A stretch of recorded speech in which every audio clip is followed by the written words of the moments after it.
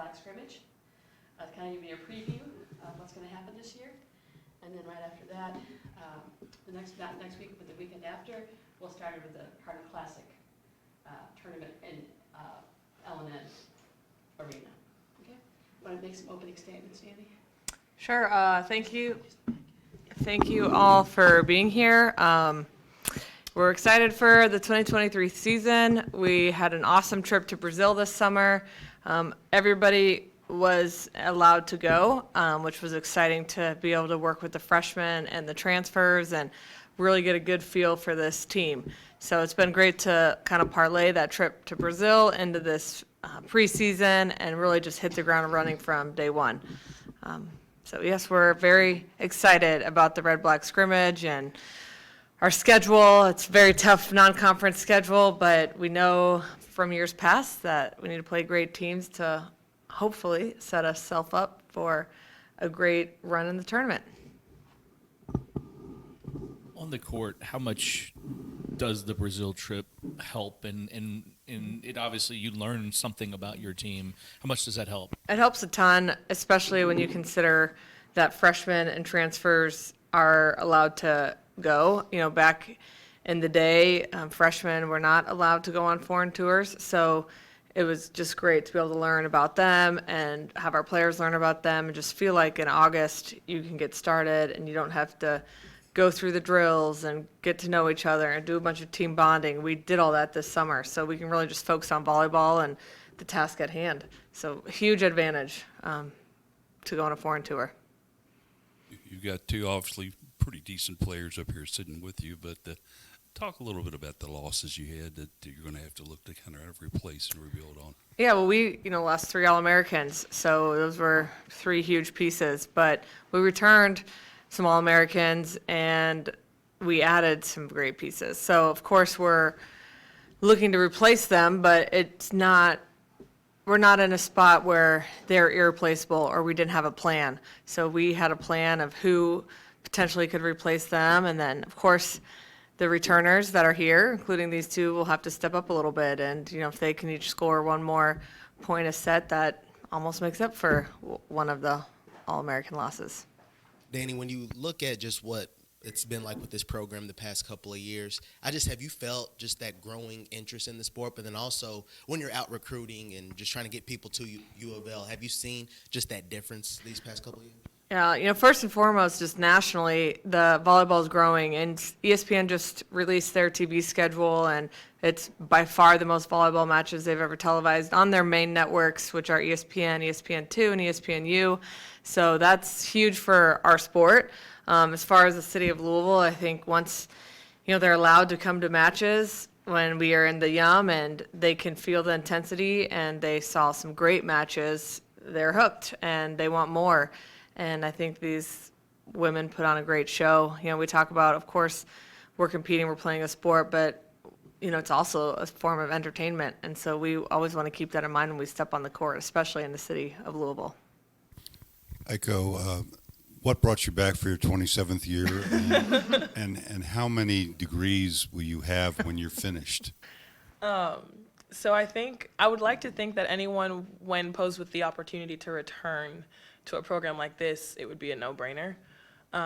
But I think when the pandemic hit, of course, and the NCAA announced that they would award an extra year to those who were playing during that time, I think when I sat down with the coaches and they expressed to me like, hey, if this is a goal of yours, if you would like to stay, we'd love to have you. And I think, 1, I was honored for them to say that, but 2, was like to get 1 more year with these coaches and this program and this place with these people and to do my favorite thing, it was like, heck yeah, I'm going to do it. So it didn't really take much thinking. I mean, I think, of course, we talk back and forth, like, is this in my best interest? Is this in the best interest of the program? But I mean, it means the world to me to have that opportunity, and I am making the most of it as we go on. And to the second part of your question, I graduated in 2022 with with a bachelor's in biology and a bachelor's in communication, and then next spring I'll graduate with a master's in communication.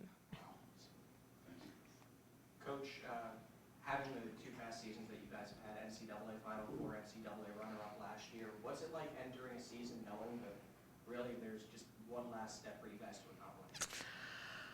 Honestly, we don't think about that a ton, or I don't personally. I realize how hard it is to reach Final Four, and especially to do it in back-to-back years. So to be able to string together multiple years in a row is pretty amazing. However, setting us to be in the hunt, setting us up to be in the mix, I think is the most important thing. And now our players understand what it takes to get there. They understand what they have to do this summer. They understand how important non-conference is. There's so many things that you don't really get until you go through it. And so to be able to go through that the last couple of years, I think it just sets the tone for the team and really just propels your leadership. And that's been our biggest advantage, I think, in the past few years, is we've had great leaders and they've been able to pass it down to new players. This question for all three of you, but when you get that time this summer to be on the court with each other, I'm just wondering what you saw that was different from last season when you get some people leaving and then you bring in new faces, both, when you're playing and then just, having that time together as a team. I saw a lot of different things. Our middle blocker position is going to look much different. Maya Tillman was a 4-year starter and one of the best blockers in the country. But we have PK and Kara Cressy, who are, both 6'4" plus. And so Maya, was 6'1", 6'2", so we have a little more size in the middle. I also think we could do a little more, with double subbing. We've got multiple really good setters, and we brought in a great opposite, so there could be some opportunities to run not a different system, but to be a little more creative from a coaching standpoint. So I'm kind of excited just for the flexibility to feel like we can truly do that. You have anything? I'm sure a lot of the fans out there would like to know, how is the knee? How are you feeling? It's been great. Just keeping that brace on just to feel a little bit more comfortable, just because it's only like a year out and still doesn't feel the best, but I can still play and do everything I can. So just the brace to just have that comfortable feeling when I'm playing. Anna, you obviously have grown up around here and seen this program. Aiko, you've obviously been around for a long time and seen this program. For both of you, the thought has always been, okay, this can be one of the best programs if they can do it. You've done it 2 years in a row to make the Final Four. How does that change the pressure within? I think there's always that pressure. It's just how our team manages it. So just not comparing ourselves to the prior team. Like I was saying, just having new people, new faces, transfers. You're going to have a lot of new faces, and that's just going to add to our team culture, and we got to figure that out each year. So I think just not comparing it to last year, but also just being ready for the challenge, just knowing, okay, we know what it's going to take to get there, and we're hungry for more. So we've been there, and I think this team has what it takes, and just the experience level for everyone who's been there. I think it'll be really exciting just knowing that we can be there and just handling all the challenges that come our way within the whole season. I agree with everything Anna has said. I think, too, pressure is a tough word. It's a tough question to answer because there's pressure that everyone else is wanting to put on you. But I think in our program we do a good job of keeping our pressure internal. I think back to 2019 when, I don't remember who tweeted it, but we were limping into the tournament, and then we took that on and we were like, okay, we're gonna enter with a limp and leave with a pimp walk. So it was kind of like, so it's like that people are expecting things of you, and when you do things back to back and things like that, everyone's like, oh, can they do it again? But for us, it's more like we know what we're capable of. Everyone tries to be the best version of themselves, and then we take that one step at a time and we just go as far as we can go. So we don't really think about the pressure, but like Debo said, we just try to do what we know we can do and play good volleyball and see where that takes us. Anna, one of the things that jumps out to people who don't really know your sport that well is the velocity that you hit with. I'm curious, how many noses have you broken? And secondly, how do you know when to use the maximum velocity and when to take something off? Just finding that balance. Obviously, you don't want to tip on game point. You want to go out swinging, but just finding the ways to score in different ways, saving my shoulder a little bit, adding in some shots and everything, but just being low air and doing what I can. If I'm swinging too hard and making a lot of mistakes, then tone it down a little bit and find other ways to score. So I just think it's finding that healthy balance where you want to still be aggressive, but you don't want to be hurting the team in any way with just too many points given up. So I just think that's what I focus on, just trying to be balanced and consistent throughout the match. What do you mean by low air? Low air, like low hitting, like making mistakes, getting blocked, those types of things. Given the opportunity, you're one of the unique programs. You have two places that you can call home court. Which is your favorite? It's hard. I'm gonna have to say LNN is my favorite because that environment is just so intimate. You feel so close to the crowd, and at the same time, it's like you're serving and you feel like there's people on top of you watching you like toss the ball and serve it, and then we get to interact with our fans a lot more. But playing in the Yum is also really exciting. But I have to say I prefer our true home court.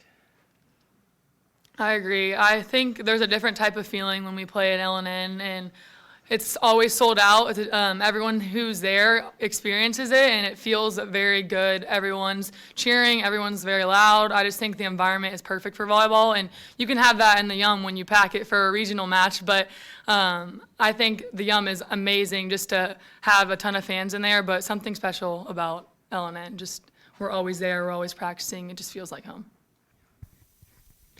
I love LNN, but I appreciate the Yum and the amount of people that we can share the sport of volleyball with. And I think part of being a great program and a top program is the responsibility to continue to move the sport forward. So if we can't get more eyes on us, that's not really moving the sport forward. So I love playing at Yum, but I agree, I don't want to, it'd be hard to play there every single match because I do like to create the need or the demand. I think that's also important part of our program.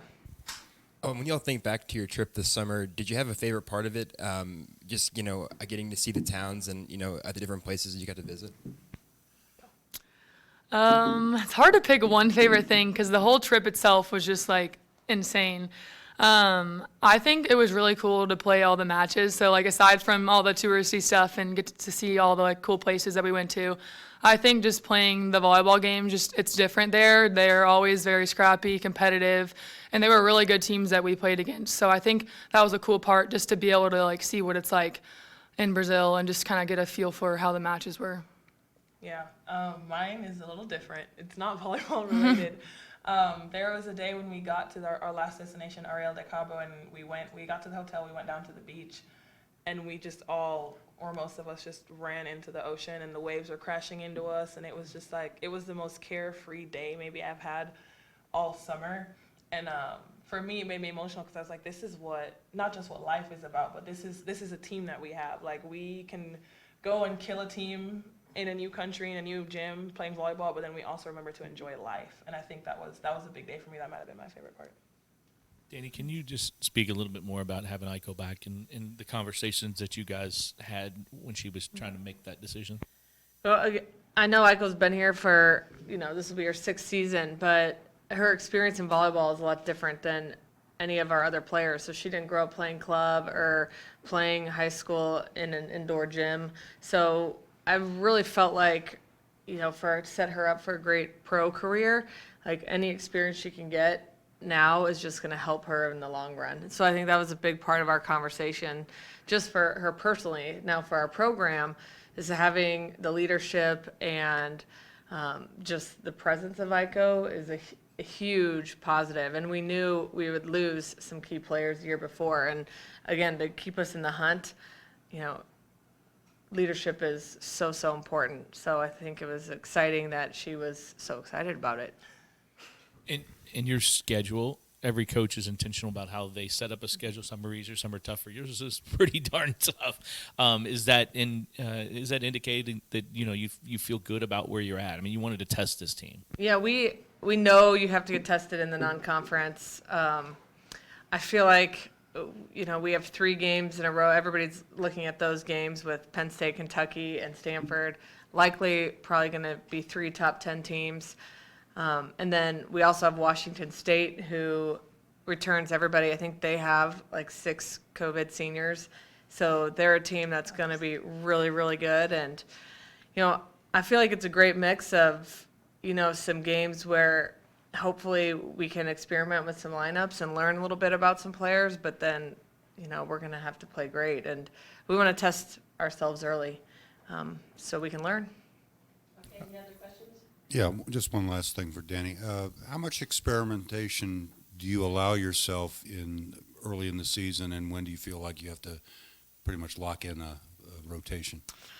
I think this will be a little bit different than a lot of years. I do think we'll experiment a little bit more, and I just think getting experienced young players when we can, again, is going to help us in December. Because I do think we're going to need potentially more players than we have in the past to contribute late in the year. So we want to get them experience early, make sure they feel comfortable, and I also think the amount of returners we have, and Anna DeBeer had a knee injury. Iko is a 6-year senior. We know freshmen bodies are typically more fresh than a 6-year senior. We have Charity Looper, who's a transfer from UCLA, who has some knee stuff that we're going to have to manage. And so I think luckily we have a great team, and so we'll be able to use different players. It will allow for a lot more rest than we've been able to do in the past. So I'm very excited about the opportunity to have a strong team in December. But I'm also looking forward to a little creativity as a coaching staff. Thank you very much. Thank you. Thanks. Thanks.